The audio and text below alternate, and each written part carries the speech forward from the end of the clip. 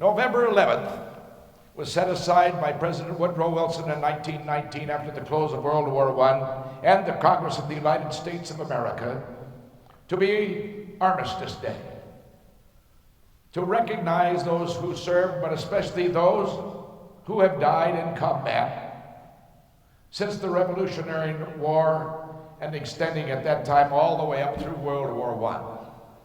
In the intervening years, we have changed that to Veterans Day to honor all veterans.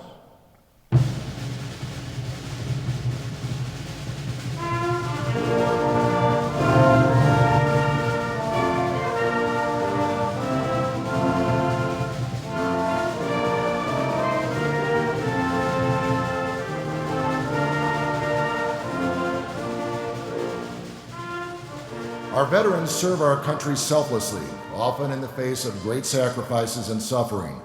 We are here tonight to honor that service, and also to bring forward the plan to mount an effort to bring a Fisher House to the state of Michigan. Fisher House is a home away from home for the families of serious ill or injured patients receiving treatment at VA medical facilities at no cost.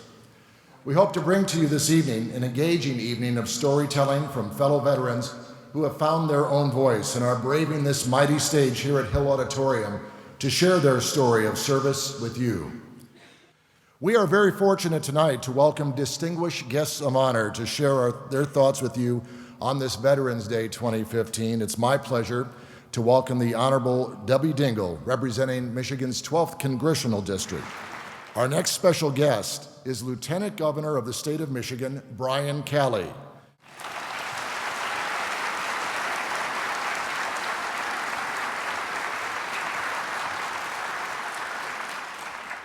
It's our honor tonight to be together in a very nonpartisan way to salute our veterans.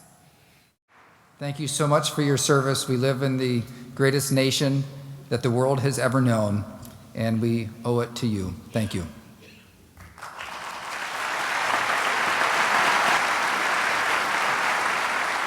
I went into service in May 1st, 1950. I had 4 to 5 weeks of basic training, no combat training. I then was assigned to the Buffalo Soldiers, the last of the Buffalo Soldiers in Japan. We landed in Busan. Then from Busan, we went all the way up to Seoul. And our objective was to drive north to Seoul, cut the enemy off, and then pocket them and wipe them out. After 2 days of driving north, the lid came off. My unit and every other unit was totally surrounded.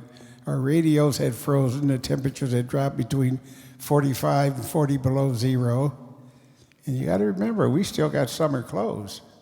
We fought approximately 5 days with the Chinese and ran out of ammunition, ran out of food. By this time, there was only 139 of us still alive. The company commander said, our best survival rate will be to surrender. At least some of us might get back to the States alive. So we surrendered. The winter was then hitting us. The temperatures dropped between 50 to 55 below at night. We always stayed in bombed out buildings. No blankets, no mattress, just the hard ground. We would go to bed at night and we'd get in a ball, like 4 or 5 of the guys on the perimeter would be frozen the next morning. Our diet consisted of field corn, cracked corn, a small Asian bowl once a day. I fell and broke my ankle. I tightened my combat boot up because the Chinese would say, leave the sick, we'll bring them up, but you never saw them. So we got to where we had put the sick in the middle, and everybody took a turn helping. Out of that 139 that was captured, only 39 of us survived it. Out of that 39 today, there are 4 of us left alive. I would go back to Korea if another war started and I was young. Because the one thing I've learned, freedom is not free. Somebody's got to pay for it, either there or we'll pay for it here. And I thank you very much for your time.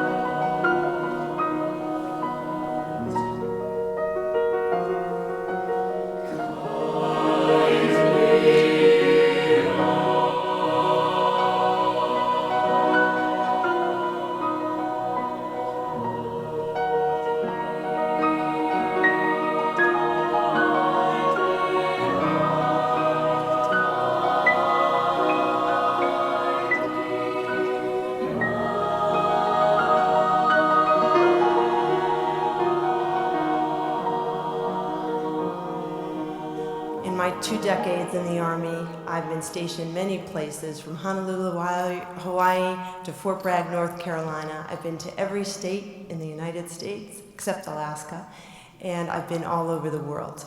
So when the Army Assignment Branch called me up and said, would you be interested to compete for an assignment at the White House Medical Unit, I did not hesitate. This seemed like an opportunity I could not pass up. Remember, every time the president leaves the White House, it's a real-world mission. Something as seemingly simple as a trip across town or jogging requires contingencies, planning, vigilance. So we did a lot of planning. It can get downright boring sometimes to do that, and you never really actually have to put them in play until you do. We were down in Florida. The president had a lot of events. It was hot. It was late. We dropped him off at the professional golfer Greg Norman's house. Myself and some of the staff, we were at a hotel nearby. I'm just starting to relax, and I hear over the radio, "Eagle down." The president was injured. I didn't know how bad the president was injured or what had happened, but all I know is that our contingency plans in an instant went into play. It was lights and sirens down into the local hospital, and it ended up the president's injury was not life-threatening, but very painful, and he ripped a tendon in his quadriceps in his right knee. But whether you were assigned to the White House or Fort Bragg, taking care of the President of the United States or Private Smith, one thing in military service stays constant, and that is the great people that you work with, your comrades. They come from all walks of life, all parts of the nation, coming together to accomplish a mission, and you forge the strongest of bonds. That, in my opinion, is what makes any assignment, wherever you are, presidential. Thank you.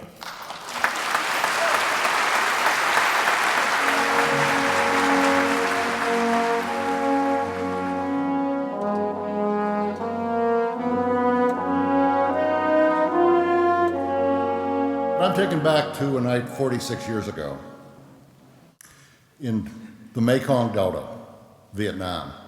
It's twice the temperature it is tonight, about 110 at 2 in the morning, heavy humidity, so no cover, really 44 men in what we called our hooch, it was our barracks, listening to the helicopters surrounding the perimeter, big spotlights coming on, the minigun firing 6,000 rounds a minute, all trying to stop the 2 or 3 enemy who would run in with mortar tubes, lob fast rounds into our base camp. It was 3 miles long, a mile wide. They couldn't miss. They would always hit something. They'd move, do it again, move, do it again, and run away. And you would lie there, wide awake in your bunk, listening to all this, waiting for this fearful sound, which was the same frequency as the outgoing sound. And there would be silence, and then you'd suddenly hear, with no warning, "Woof!" And that was incoming. And we would shout, "Incoming! Woof!"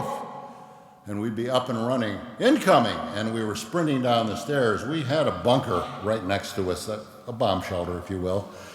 And so we would run there to take cover, and we hear that our barracks gets hit and starts to come apart. And then suddenly it all stops. It just all stops, and there's silence, and we wait a little bit, because as we wander out into the silence of that night, someone has left the transistor radio on, armed forces network out of Saigon, a rock station, so there was a jock. And then you heard the transistor radio and the voice. Ladies and gentlemen, the beat goes on.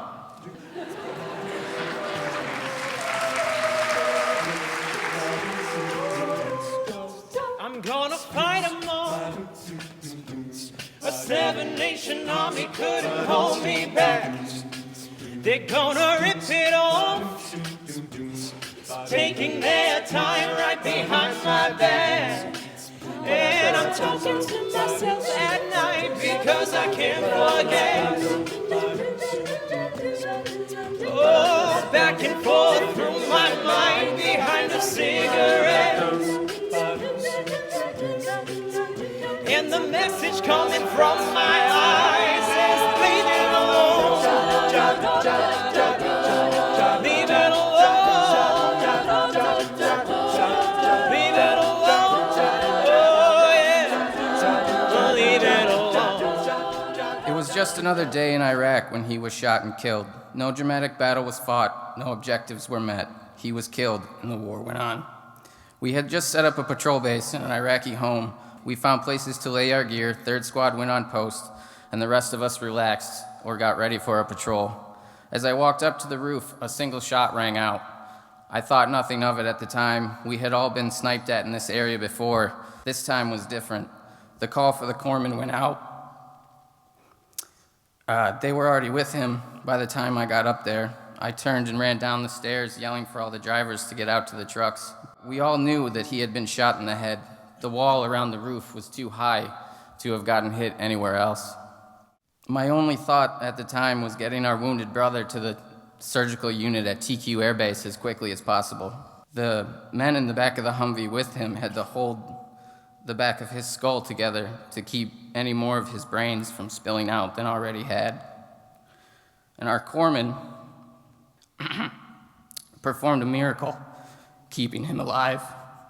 He gave him CPR the entire way there as his body spit blood and mucus into the corpsman's mouth the entire time. After about 20 minutes after we finally got him to the surgical unit at TQ, the doctors came out and told us that he had passed away. They said that even if he had been shot on the operating table, he would have died. We wept. I hugged the corpsman as he repeated,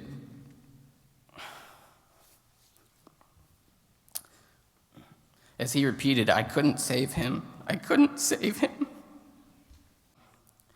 He was 21. It was just another day in Iraq. Thank you.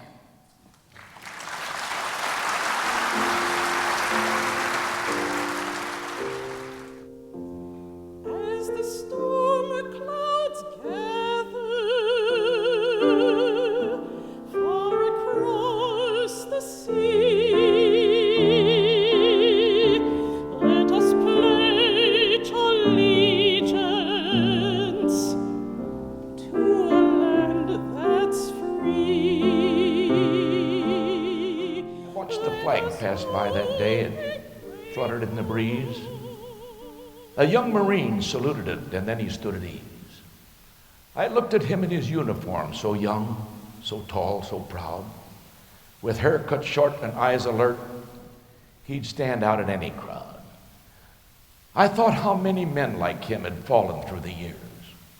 How many died on foreign soil, how many mothers' tears. How many pilots planes shot down. I think about the children, the husbands and the wives, fathers, sons, and husbands with interrupted lives. I think about a graveyard at the bottom of the sea and the unmarked graves in Arlington. You see, freedom isn't free. May God bless you, and God bless the United States of America.